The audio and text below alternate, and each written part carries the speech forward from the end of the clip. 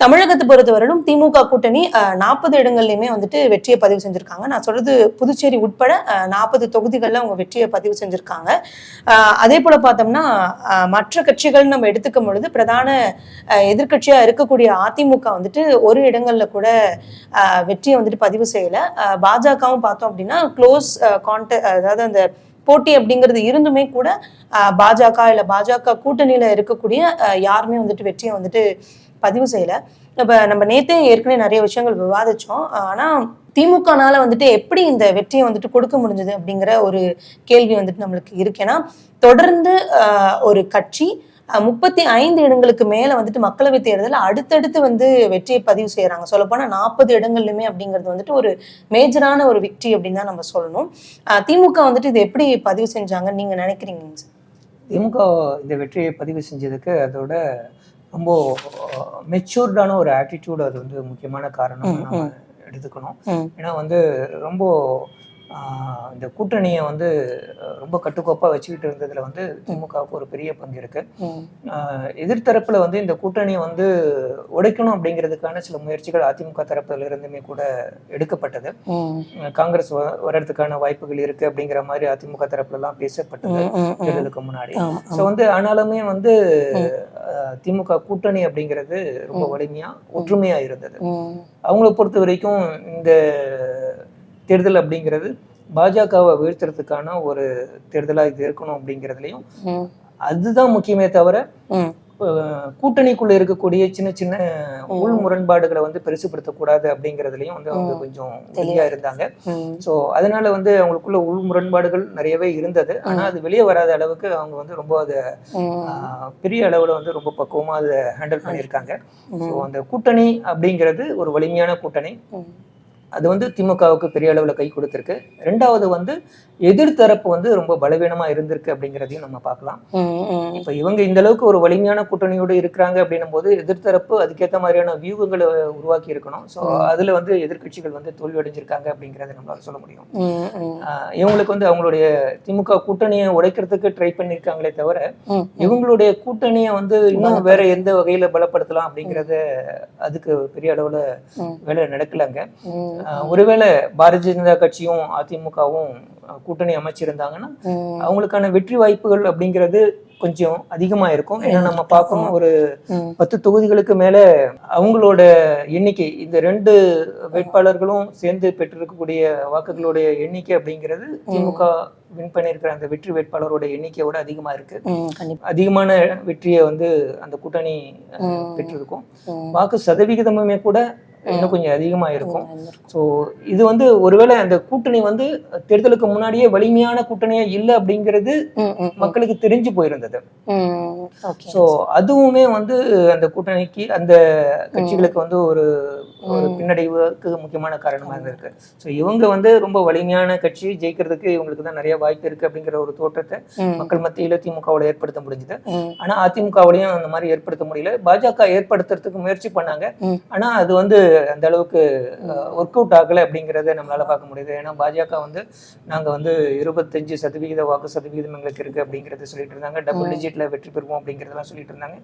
நரேந்திர மோடி தான் திரும்ப வர போறாரு, அதனால தமிழ்நாட்டிலையும் வந்து பாஜகவுக்கு ஒரு பிரசன்ஸ் இருக்கணும் அப்படிங்கிறதெல்லாம் சொல்லி அவங்க பிரச்சாரம் பண்ணாங்க.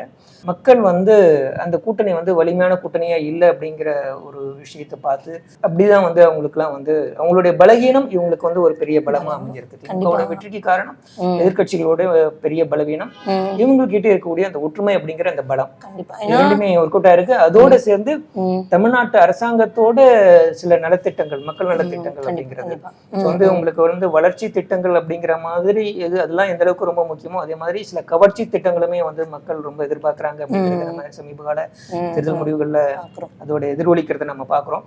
அந்த வகையில வந்து திமுக பண்ணியிருக்கக்கூடிய அந்த மகளிருக்கான இலவச பேருந்து பயணமாக இருக்கலாம், அதுக்கப்புறம் வந்து மகளிருக்கான உதவித்தொகை மாதந்தோறும் வந்து 1000 ரூபாய் கொடுக்கறதா இருக்கலாம், அதுக்கப்புறம் பெண்கள் அரசு கல்லூரியில் படிக்கக்கூடிய மாணவிகளுக்கு வந்து உதவித்தொகை கொடுக்கறது, அடுத்ததான் மாணவர்களுக்குமே கூட அதே மாதிரியான உதவித்தொகை கொடுக்க போறேன்னு அறிவிச்சிருக்கிறது.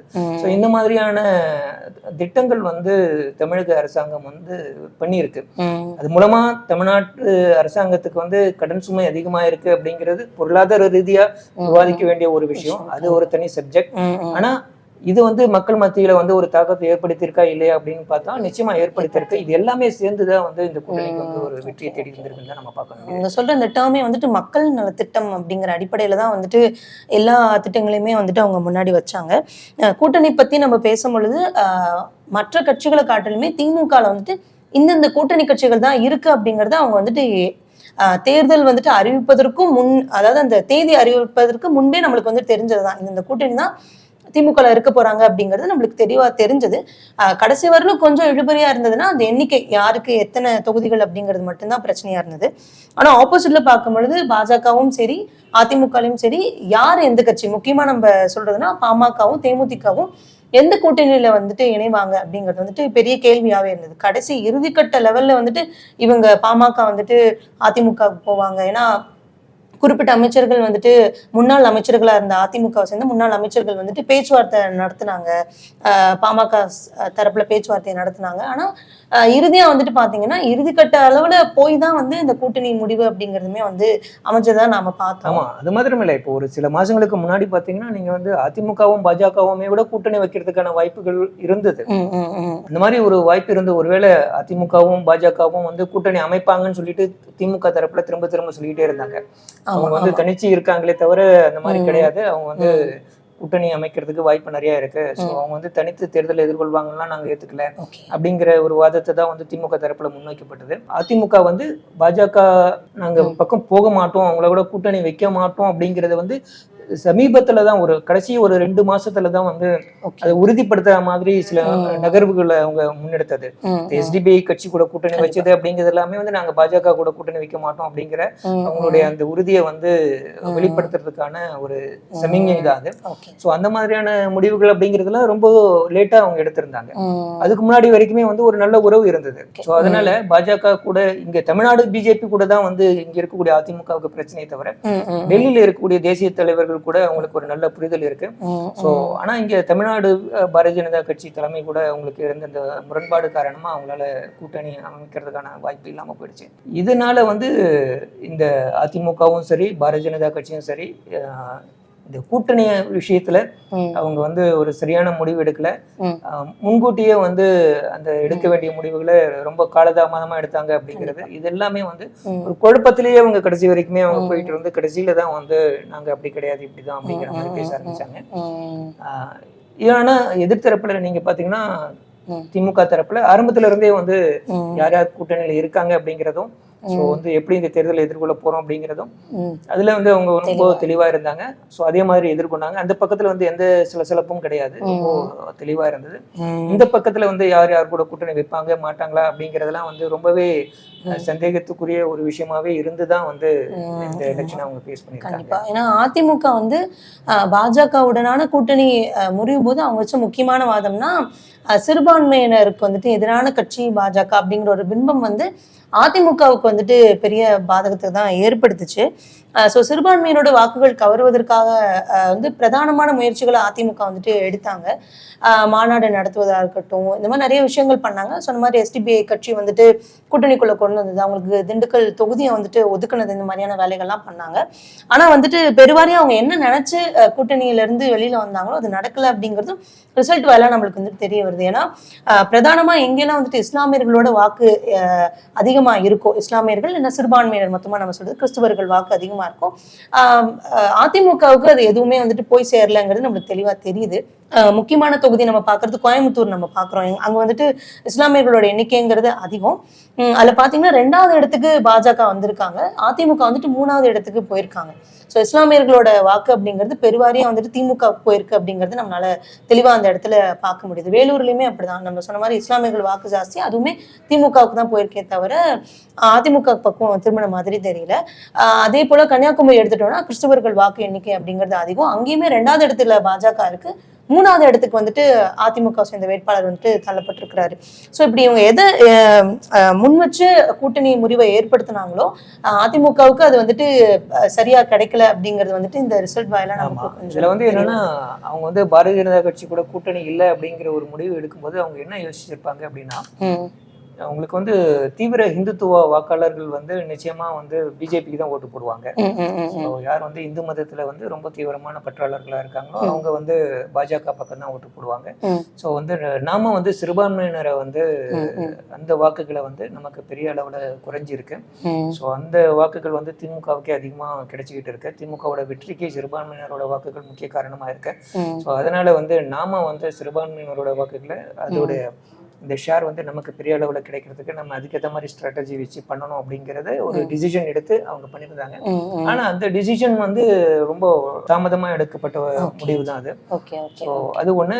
ரெண்டாவது வந்து அதிமுக கட்சியை வந்து அதோட பின்னணி நீங்க பார்க்கும்போது அது மூலமாவும் மக்கள் முடிவு பண்ணுவாங்க, குறிப்பா சிறுபான்மையினர் முடிவு பண்ணுவாங்க. ஸோ யாரு நம்ம வந்து யாருக்கு நம்ம ஆதரவு கொடுக்கணும் அப்படிங்கிறது வந்து அந்த அடிப்படையிலுமே வந்து காங்கிரஸ் கட்சியும் திமுகவும் இந்த பக்கம் இருக்கிறதுனால அவங்க வந்து சிறுபான்மையினர் வந்து தேசிய அளவுல வந்து காங்கிரஸ் அணிக்கு தான் வாக்களிச்சிருக்காங்க. தமிழக அளவுல வந்து அதே மாதிரி திமுக வாக்களிச்சிருக்காங்க. அது நம்ம இந்த இதுல பார்க்க முடியுது. சரிங்க சார். இப்போ ஓவராலா நம்ம பிரதானமா இருக்கிற விஷயங்கள் எல்லாமே பார்த்தாச்சு. இதுல முக்கியமா நம்ம பாக்குறது என்னன்னா இதர கட்சிகளோட நிலை தேர்தலுக்கு பின்னாடி எப்படி இருக்கு அப்படிங்கிறத நம்ம பார்க்கலாம். மாநில அந்தஸ்து அப்படிங்கிற தகுதிகளை இரு கட்சிகள் வந்துட்டு இங்க தமிழகத்துல பெற்றிருக்கிறாங்க. முதல்ல வந்துட்டு நாம் தமிழர் கட்சி, இரண்டாவது வந்துட்டு விடுதலை சிறுத்தைகள் கட்சி. ரெண்டு கட்சியுமே வந்துட்டு மாநில அந்தஸ்து அப்படிங்கிற அந்த ஒரு படிநிலையை இப்போ வந்துட்டு எட்டி இருக்காங்க. 40 தொகுதிகளுமே நாம் தமிழர் வந்துட்டு தனித்து வந்துட்டு களம் கண்டாங்க. இதுல பெருவாரியான இடங்கள்ல வந்துட்டு அவங்க 3வது இடத்தை பெரும் அளவுக்கு கூட வந்தாங்க. இப்போ அவங்களுக்கு வந்துட்டு மாநில அந்தஸ்துன்னு கிடைச்சிருக்கு. ஏன்னா 8% வாக்குகள் அப்படிங்கிறது வந்துட்டு தமிழகத்துல அவங்களுக்கு பதிவாகி இருக்கு, மாநில அந்தஸ்து கிடைச்சிருக்கு. அதே மாதிரி விடுதலை சிறுத்தைகள் பொறுத்தவரைன்னு பார்த்தா கடந்த முறை வந்துட்டு அவங்க பானை சின்னத்துல வந்துட்டு விடுதலை சிறுத்தைகள் கட்சியோட தலைவர் தொல் திருமாவளவன் நின்னாங்க. ஆனா மற்றொரு வேட்பாளராக இருக்கக்கூடிய ரவிக்குமார் வந்துட்டு திமுகவோட சின்னத்துல தான் நின்னாரு. எனவே அந்த மாநில அந்தஸ்து அப்படிங்கிறது கிடைக்காம போச்சு. 2 எம்பிக்கள் அவங்களுக்கு இருந்துமே கூட மாநில அந்தஸ்து அப்படிங்கிறது அவங்களுக்கு கிடைக்கல. ஏன்னா 2 பேருமே வந்துட்டு வெவ்வேறு சின்னத்துல போட்டிட்டது. தேர்தல் ஆணையத்தை பொறுத்த வரைக்கும் ரவிக்குமார் வந்து திமுக திருமாவளவன் மட்டும்தான் விசிகாவோடதுங்கிற மாதிரி ஆயிடுச்சு. அதனால கிடைக்கல. இதுல வந்து அவங்களுக்கு கிடைச்சிருக்க ஒரு பெரிய அட்வான்டேஜ் வந்து என்னன்னா சின்னம். இது வரைக்கும் வந்து உங்களுக்கு ஒரு குறிப்பிட்ட சின்னம் உறுதியான சின்னமா இது வரைக்கும் அவங்களுக்கு வழங்கப்படலை. ஏன்னா பதிவு செய்யப்பட்ட கட்சி அப்படிங்கிற அளவுல தான் அவங்க இருந்தாங்க. தேர்தல் நேரத்துல வந்து குலுக்கல் முறையில வந்து சின்னங்கள் ஒதுக்கீடு செய்யப்படுற அந்த நடைமுறையில தான் வந்து பெரும்பாலும் அவங்களுக்கு சின்னம் கிடைச்சிட்டு இருந்தது. ஸோ இப்போ வந்து அவங்களுக்குன்னு சொல்லிட்டு ஒரு சின்னத்தை அவங்களால தேர்ந்தெடுக்க முடியும். அந்த ஒரு குறிப்பிட்ட சின்னத்தை வந்து தொடர்ச்சியா வந்து பயன்படுத்த முடியும். எல்லா தேர்தல்களுக்குமே வந்து மற்ற கட்சிகளுக்கு எப்படி இப்போ திமுகவுக்கு ஒரு சின்னம் எப்படி உறுதியா இருக்கும், அதிமுகவுக்கு ஒரு சின்னம், காங்கிரஸ்க்கு ஒரு சின்னம், பாஜகவுக்கு ஒரு சின்னம் அப்படிங்கிறது வந்து அந்த சின்னமும் வந்து பாப்புலர் ஆயிருக்கு. அதே மாதிரி வந்து இந்த கட்சிகளுக்குமே அந்த வாய்ப்பு இப்ப கிடைச்சிருக்கு. ஸோ சின்னத்து மூலமாகவும் அந்த கட்சி அறியப்படுறதுக்கான ஒரு வாய்ப்பு இது மூலமா உருவாகி இருக்கு. ஆமா, 2 வேட்பாளர்களுமே வந்துட்டு விசிகாவை சேர்ந்தவங்க வெற்றியை பதிவு செஞ்சிருக்காங்க. அதனால அவங்களுக்கு மாநில அந்தஸ்து அப்படிங்கிற அந்த ஒரு அங்கீகாரம்ங்கிறது கிடைச்சிருக்கு. நான் ஏற்கனவே நம்ம சொன்ன மாதிரி தான் 6 தொகுதிகள்ல கிட்டத்தட்ட நாம் தமிழர் வந்துட்டு 3வது இடத்தை வந்துட்டு பதிவு செஞ்சிருக்காங்க. நிறைய இடத்துல வந்துட்டு பாத்தீங்கன்னா நம்ம லிஸ்ட் அதை படிக்க தெரியும். கன்னியாகுமரி தொகுதியை பொறுத்தவரையிலும் அதிமுக வந்துட்டு பின்னுக்கு தள்ளி அவங்க வந்துட்டு முன்னிலைக்கு அப்படிங்கிறது வந்திருக்காங்க. அதே மாதிரி ஈரோடு தொகுதியிலையுமே வந்துட்டு தமிழ் மாநில காங்கிரஸை பெண்ணுக்கு தள்ளி அவங்க வந்துட்டு 3ஆம் இடத்துக்கு வந்திருக்காங்க. நாகை தொகுதியிலுமே வந்துட்டு பாஜகவை பெண்ணுக்கு தள்ளி அவங்க 3வது இடத்தை பிடிச்சிருக்காங்க. கள்ளக்குறிச்சியில பாமகவை பெண்ணுக்கு தள்ளி 3வது இடம், திருச்சியை பொறுத்தவரையிலும் அமமுகவை பெண்ணுக்கு தள்ளி 3வது இடம், புதுச்சேரியில வந்துட்டு அதிமுகவை பெண்ணுக்கு தள்ளி 3வது இடம், இப்படின்னு சொல்லிட்டு மொத்தம் 6 தொகுதிகள்ல நாம் தமிழர் வந்துட்டு 3வது இடத்தை பதிவு செஞ்சு 8% வாக்குகளையும் பெற்று இப்ப மாநில அந்தஸ்து அப்படிங்கிற தகுதியை அடைஞ்சிருக்காங்க. ஏன்னா இப்ப நம்ம சொன்ன எல்லா கட்சிகளுமே தேர்தலுக்கு முன் வந்து இந்த சின்னம் பெறுவதில் வந்துட்டு பெரும் சிக்கலை வந்துட்டு சந்திச்சாங்க. ஏன்னா அவங்க மாநில அந்தஸ்து அப்படிங்கிறது இல்லாததுனாலையுமே கூட அவங்களுக்கு வந்துட்டு இந்த தனித்த சின்னம் அப்படிங்கிறது இல்லாம இருந்தது.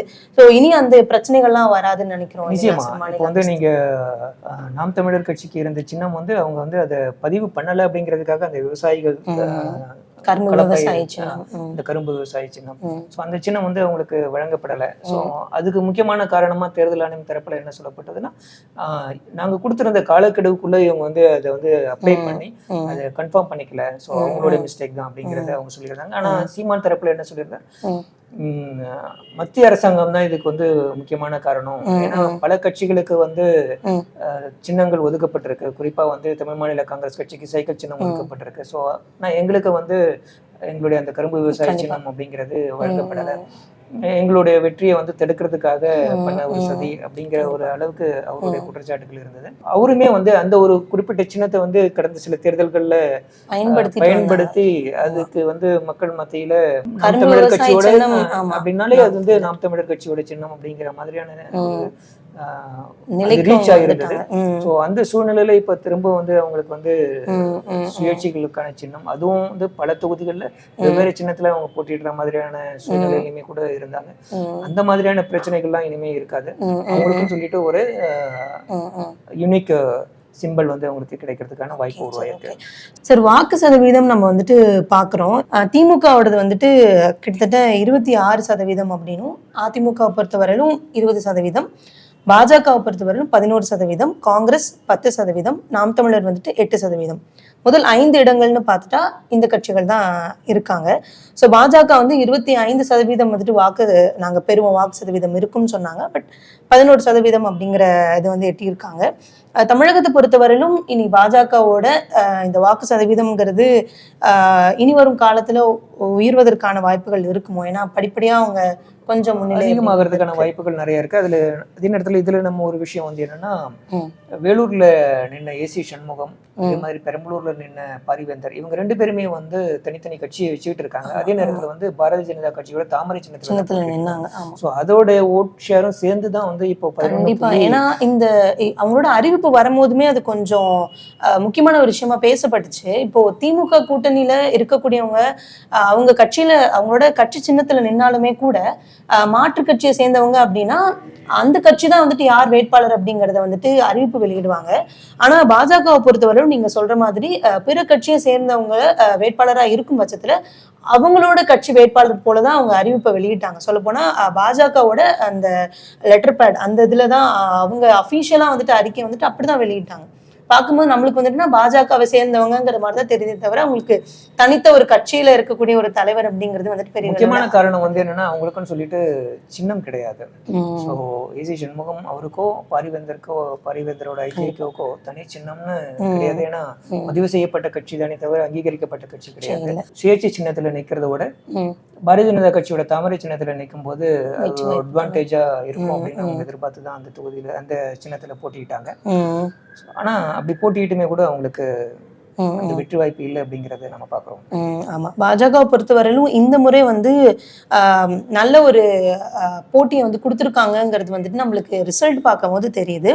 குறிப்பா தமிழகத்தை பொறுத்தவரையிலும் பார்த்தோம் அப்படின்னா வந்துட்டு பாஜகவை பொறுத்தவரையிலும் 2வது இடத்தை வந்துட்டு பல தொகுதிகளில் அவங்க வந்து கைப்பற்றி இருக்கிறாங்க. அந்த தொகுதியோட லிஸ்ட் என்ன அப்படிங்கிறத நம்ம வந்து பார்க்கலாம். தென் சென்னை, கோவை, கன்னியாகுமரி, நீலகிரி, வேலூர், திருநெல்வேலி, மத்திய சென்னை, மதுரை, திருவள்ளூர், இது எல்லாமே நேரடியா வந்துட்டு பாஜக களமிறங்கிய தொகுதிகள்ல 2வது இடம். அதே பாஜகல கூட்டணியில இருக்கக்கூடிய கட்சிகளும் 2வது இடத்தை பிடிச்சிருக்காங்க. அதுல வந்துட்டு தர்மபுரியில் நம்ம பார்த்தோம், பாமகவை சேர்ந்த வேட்பாளர் சௌமியா அன்புமணி 2வது இடம். ராமநாதபுரத்துல பன்னீர்செல்வம் சுயேட்சையா போட்டிட்டாரு. ஆனா பாஜக கூட்டணியில இருந்துதான் அவர் செயல்பட்டாரு. அடுத்து பார்க்கும்போது நம்ம தேனியில வந்துட்டு அமமுக சார்பா நின்ன டிடிவி தினகரன், இவங்களுமே வந்துட்டு 2வது இடம். இதே பாஜக பொறுத்தவரையிலும் பார்த்தோம் அப்படின்னா நம்ம பார்க்கிறோம் பல இடங்கள்ல அவங்க வந்துட்டு 2வது இடத்தை பிடிச்சிருக்காங்க.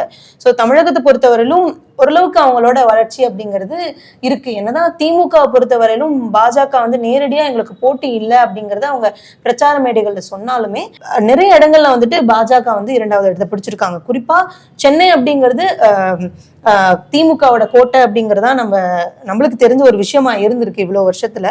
ஆனா தென் சென்னை ஆகட்டும், மத்திய சென்னையில வந்துட்டு இவங்க 2வது இடத்தை பிடிச்சிருக்காங்க பாஜக. ஸோ எனவே ஷிஃப்ட் வந்துட்டு சேஞ்ச் ஆகுது. எனக்கு தெரிய டிஎம்கே வந்துட்டு ஒரு சில பகுதிகளை வந்துட்டு அலர்ட் ஆக வேண்டிய ஒரு கண்டிஷன் தான் நம்ம பாக்குறோம்னு நான் நினைக்கிறேன். பாரதிய ஜனதா கட்சி கடந்த கால இருந்த செயல்பாடோட இப்போ அவங்களுடைய செயல்பாடு கொஞ்சம் அக்ரெசிவா இருக்கு. தமிழகத்துல வந்து ஒரு பிரதான எதிர்கட்சிக்கான ஒரு ரோலை வந்து அவங்க பிளே பண்ணிட்டு இருக்காங்க. பல பேருடைய ஒரு விமர்சனம் வந்து என்னன்னா, பிரதான எதிர்கட்சியா சட்டப்பேரவையில வந்து யார் பிரதான எதிர்கட்சினா அதிமுக தான் பிரதான எதிர்கட்சி. பிரதான எதிர்கட்சி தலைவர் எடப்பாடி பழனிசாமி இருக்காரு. ஆனா அவரோட வந்து அண்ணாமலை தான் வந்து ஒரு ரியல் எதிர்கட்சி தலைவரா செயல்பட்டு இருக்காரு அப்படிங்கிறத வந்து நிறைய பேர் பதிவு பண்ணியிருக்காங்க. ஸோ அக்ரெசிவாக செயல்படக்கூடிய ஒரு கட்சியா திமுகவுக்கு எதிரான ஒரு ஐடியாலஜிக்கல் ஆல்டர்னேட்டிவா வந்து பாரதிய ஜனதா கட்சி தன்னை தொடர்ந்து முன்னிலைப்படுத்தி வந்துகிட்டு இருக்காங்க. ஒரு வகையில வந்து அதிமுகவுக்கு வந்து நீங்க எம்ஜிஆர் பீரியட்லயும் ஜெயலலிதா பீரியட்லயும் திமுகவுக்கு எதிராக அவங்க இருந்த அந்த அக்ரெசிவ்னஸ் வந்து இப்போ இல்லை அப்படிங்கிறத நம்ம பாக்குறோம். வந்து எடப்பாடி பழனிசாமி வந்து கொஞ்சம் ரொம்ப மென்மையான ஒரு போக்குல வந்து அவர் செயல்படுறாரு அப்படிங்கிறதையும் நம்ம பாக்குறோம். இது வந்து என்னன்னா பாரதிய ஜனதா கட்சிக்கு ஒரு வாய்ப்பா உருவாகிட்டு இருக்கு. ஏற்கனவே எப்படி ஜெயலலிதாவோ வந்து அக்ரெசிவா திமுகவுக்கு எதிராக செயல்பட்டாங்களோ அந்த மாதிரியான ஒரு செயல்பாடை வந்து பாரதிய ஜனதா கட்சி குறிப்பா அண்ணாமலை கையில் எடுத்து பண்ணிட்டு இருக்கிறதுனால இது வந்து அதிமுகவுக்கு ஒரு பின்னடைவாகவும் பாரதிய ஜனதா கட்சிக்கு அது ஒரு வாய்ப்பாகவும் அமைஞ்சுக்கிட்டு இருக்கு. எதிர்காலத்துல இதே மாதிரியான ஒரு நிலைப்பாடு தொடரும்னா பாரதிய ஜனதா கட்சி இன்னும் அதிக இடங்கள்ல வின் பண்றதுக்கான அதிக வாக்குகளை பெறறதுக்கான வாய்ப்புகளும் இருக்கு அப்படிங்கிறது. ஏன்னா அதிமுக பொறுத்தவரையிலும் முக்கியமான ஒரு எதிர்கட்சியா இருக்கிறாங்க. எப்பவுமே சட்டமன்றத்துல அவங்கதான் எதிர்கட்சியா இருக்காங்க. இருந்த போதிலுமே முக்கியமான தொகுதிகளில் அவங்க வந்துட்டு 3ஆம் இடத்துக்கு தள்ளப்பட்ட விஷயத்தை தான் நாம பாக்குறோம். அந்த லிஸ்ட் நம்ம பார்க்கும் பொழுது தென் சென்னை, கோவை, மதுரை, நீலகிரி, தேனி, ராமநாதபுரம், தர்மபுரி, திருநெல்வேலி, வேலூர் இதெல்லாமே வந்துட்டு முக்கியமான தொகுதிகளாக தான் நாம பார்த்துக்கிட்டு இருக்கோம். இதுல எல்லாத்துலயுமே வந்துட்டு அதிமுக வந்து 3ஆம் நிலைக்கு வந்துட்டு தள்ளப்பட்டிருக்கு. சொல்லப்போனா அதிமுக வந்துட்டு கட்சியும் சரி தலைமையும் சரி தன்னை வந்துட்டு சுய பரிசோதனைக்கு மேற்கொள்ள வேண்டிய ஒரு சூழல்ல இருக்காங்க. இதுல இருந்து எப்படி மீண்டு வரப்போறாங்க? இன்னும் 2 ஆண்டுகள் வந்துட்டு சட்டப்பேரவை தேர்தல் வந்துட்டு சந்திக்கவிருக்காங்க. ஸோ என்ன நிலையா இருக்கும், இதுல இருந்து அதிமுக பாடம் கத்துக்கிட்டு என்ன பண்ண போறாங்க அப்படிங்கறத நம்ம பார்க்க வேண்டியதும் நிச்சயமா. நேற்றுக்கு வந்து எடப்பாடி பழனிசாமி ஒரு அறிக்கையை வெளியிட்டிருக்கார். ஸோ அதுல வந்து இந்த பின்னடைவு அப்படிங்கிறது ஒரு தற்காலிகமானது தான். ஸோ நம்ம வந்து ரொம்ப தீவிரமா தேர்தல் பணிகளை செஞ்சிருக்கோம். அதனால எல்லாருக்குமே வாழ்த்து தெரிவிக்கிறேன் அப்படிங்கிற மாதிரி கட்சியினருக்கு சொல்லியிருக்காரு. 2வது சட்டப்பேரவை தேர்தலில் வெற்றி பெற்று நாம் யார் அப்படிங்கிறத நிரூபிப்போம். ஏற்கனவே வந்து சட்டப்பேரவை தேர்தலில் நம்ம நிரூபிச்சிருக்கோம். எப்படி ஜெயலலிதா எம்ஜிஆர் காலத்துல வந்து அதிமுக தோல்வி அடைஞ்சப்போ அதிமுக வந்து முடிஞ்சிடுச்சு அப்படின்னு சொன்னாங்க. ஆனா திரும்பவும் எழுந்து அதிமுக வந்திருக்கு. ஸோ அதே மாதிரி இப்பவும் இந்த தேர்தல் தோல்விக்கு அப்புறமும் கூட நாம திரும்ப பெரிய வெற்றியை சட்டப்பேரவை தேர்தலில் பெறுவோம் அப்படிங்கிறத சொல்லியிருக்காரு. ஸோ கட்சியினருக்கு நம்பிக்கை ஏற்படுத்துற ஒரு விஷயத்தை அவர் பண்ணியிருக்காரு. ஸோ அந்த ஆனா என்ன பண்ண போறோம் அப்படிங்கிறத வந்து இன்னும் அறிவிக்கல. ஸோ அதை அறிவிக்கும் போது அவங்களுடைய செயல் திட்டம் எப்படி இருக்கு, அது மூலமா அந்த கட்சிக்கு வந்து கவனம் அதிகமா ஈர்க்கப்படுது அந்த கட்சி அப்படிங்கிறதெல்லாம் பார்த்து அதுக்கேற்ற மாதிரி அதோட வருங்கால வளர்ச்சிங்கிறது இருக்கும். ஓகேங்க சார். ஸோ அதிமுக மற்றும் பிற கட்சிகள் பற்றி எல்லாமே நம்ம பார்த்தாச்சு. திமுகவை பொறுத்தவரை நம்ம முன்னாடி சொன்ன மாதிரி 40 தொகுதிகளுமே அவங்க வெற்றியை வந்துட்டு பதிவு செஞ்சுருக்காங்க.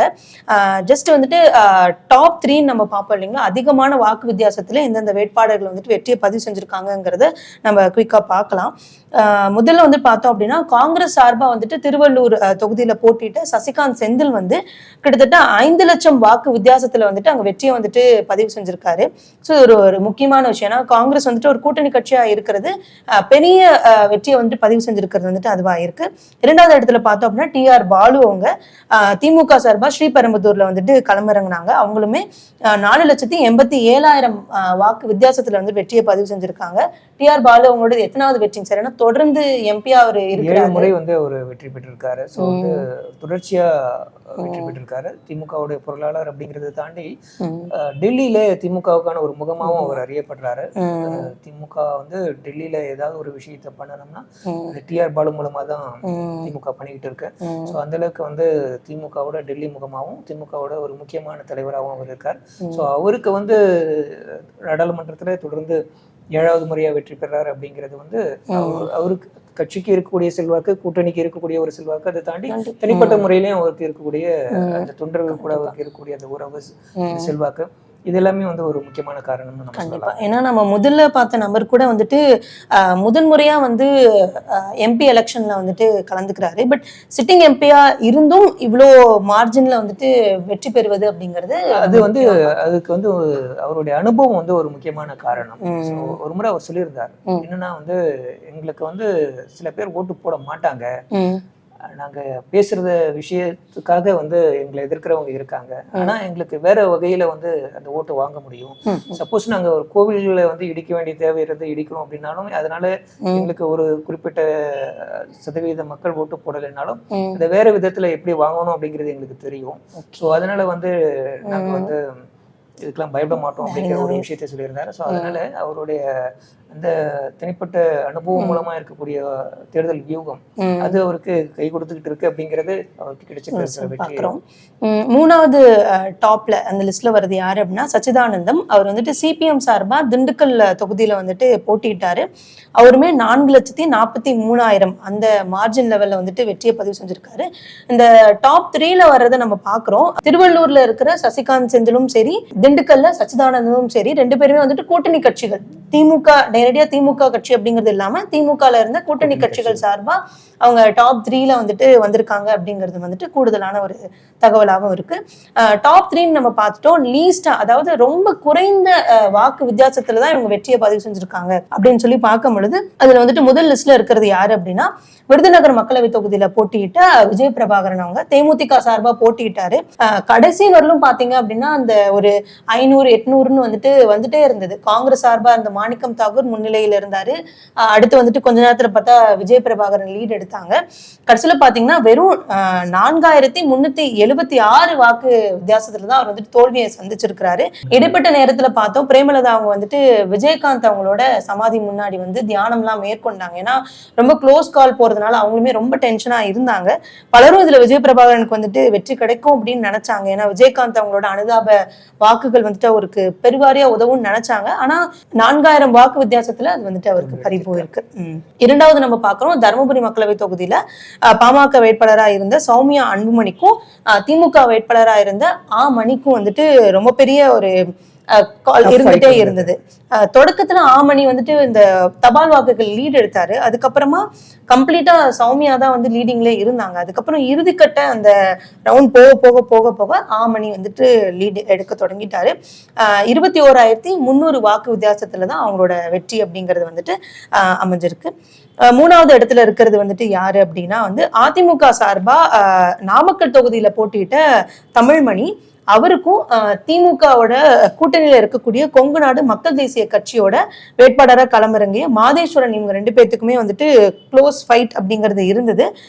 இவங்களோட அந்த வாக்கு வித்தியாசம், வெற்றி வாக்கு வித்தியாசம் பார்த்தா 29,112 அவ்வளவுதான் இருக்கு. இந்த வித்தியாசத்துலதான் வந்துட்டு திமுக கூட்டணியில இருக்கக்கூடிய மாதேஸ்வரன் வந்துட்டு வெற்றியை பதிவு செஞ்சிருக்காங்க. ஸோ ஒட்டுமொத்தமா வந்து தமிழகத்துல என்ன மாதிரியான நிலவரம் அப்படிங்கிறது இருந்துச்சு, அதுக்கான காரணங்கள்லாம் என்னவா இருக்கு அப்படிங்கறத நம்ம பார்த்துட்டோம்.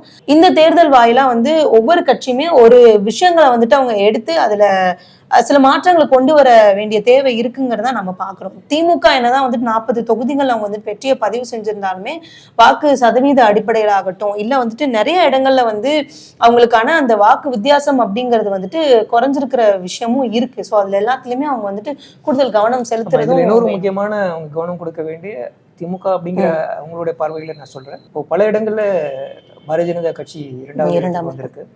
11 தொகுதிகள்ல 2வது இடத்துல வந்திருக்காங்க.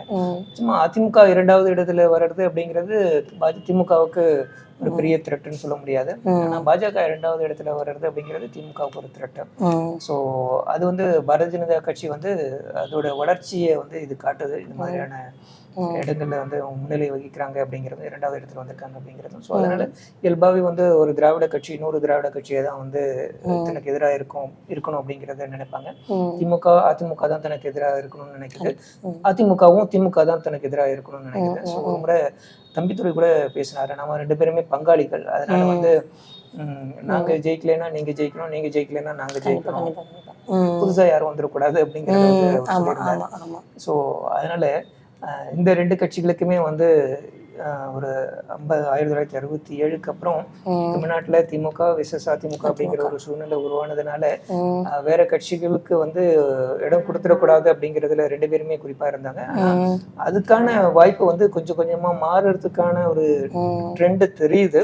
ஸோ அதனால அந்த ட்ரெண்ட் வந்து 2 கட்சிகளுக்குமே வந்து கவனிக்க வேண்டிய ஒரு விஷயம். கண்டிப்பா. ஏன்னா பாஜக லீட் எடுக்கிறதுங்கிறது வந்து அதிமுகவுக்கு வந்து எந்த அளவுக்கு அவங்க கவனிக்கணும்னு நம்ம சொல்றோம். ஏன்னா பல இடங்கள்ல வந்து வந்துட்டு அதிமுகவோட வாக்குகள் தான் வந்துட்டு அப்படியே பாஜகவுக்கு ஷிஃப்ட் ஆயிருக்கு அப்படிங்கறதா வந்துட்டு கல யதார்த்தமா இருக்கு. ஸோ இதுல அதிமுக வந்துட்டு எந்த அளவுக்கு அவங்கள வந்துட்டு பரிசோதனை செய்யணுமோ அதே அளவுக்கு திமுகவும் வந்துட்டு நிறைய இடங்கள்ல கவனத்தை செலுத்தணுங்கிறத நம்ம பாக்குறோம். எதெல்லாம் வந்துட்டு திமுகவோட கோட்டைங்கிறது அவங்க சொன்னாங்களோ அந்த இடத்துல எல்லாம் வந்துட்டு கொஞ்சம் கொஞ்சமா வந்து தேசிய கட்சியா இருக்கக்கூடிய பாஜக வந்துட்டு வர்றாங்க. ஸோ எனவே இதுல திமுகவும் வந்துட்டு கொஞ்சம் விஷயங்களை கவனிக்க வேண்டியது இருக்கு. பாஜகவை பொறுத்தவரையிலும் பார்த்தோம் அப்படின்னா ஒரு கட்சியா அதுக்கு வந்து இந்த 11% வாக்கு ஆகட்டும், இந்த 2ஆம் இடம் அப்படிங்கிறது, டஃப் ஃபைட் அப்படிங்கிறது எல்லாமே அவங்களுக்கு ரொம்ப பெரிய பாசிட்டிவ் அப்படிங்கிறதா நாம சொல்றோம். ஏன்னா தமிழகத்துல வந்துட்டு பாஜகவால கால் ஊன்ற முடியாது அப்படிங்கறதா வந்துட்டு இங்க பிரதானமா இருக்கிற திமுக வந்துட்டு முன் வச்ச ஒரு கருத்தா இருந்தது. எப்போ பாஜகவுக்கு எதிர் துருவத்துல அதிமுக போனாங்களோ அவங்களும் அதே விஷயத்தை தான் முன் வச்சாங்க. அவங்களுமே களம் அப்படிங்கிறது இங்க திமுக அதிமுக தான், அதுதான் எப்பவுமே அப்படிங்கறதா சொன்னாங்க. ஆனா வந்துட்டு பாஜக அப்படிங்கிறவங்க இங்க ஒரு நல்ல ஒரு ஷிஃப்ட் எடுத்து வர்றாங்க. ஸோ கட்சியின் அடிப்படையில பார்த்தா அவங்களுக்குமே இது வந்துட்டு ஒரு பாசிட்டிவான ஒரு விஷயமா தான் நம்ம பாக்குறோம். இனி அவங்க என்ன மாதிரியான விஷயங்கள் பண்ணுவாங்க, இது எப்படி அமையும் அப்படிங்கறத பத்தி நம்ம சொன்னோம். நிச்சயமா பாரதிய ஜனதா கட்சிக்கு வந்து மத்தியில வந்து பாரதிய ஜனதா கட்சியோட ஆட்சி தொடர்ந்து இருக்கு அப்படிங்கிறது தமிழ்நாட்டில் இருக்கக்கூடிய பாஜகவுக்கு ஒரு பெரிய அட்வான்டேஜ்.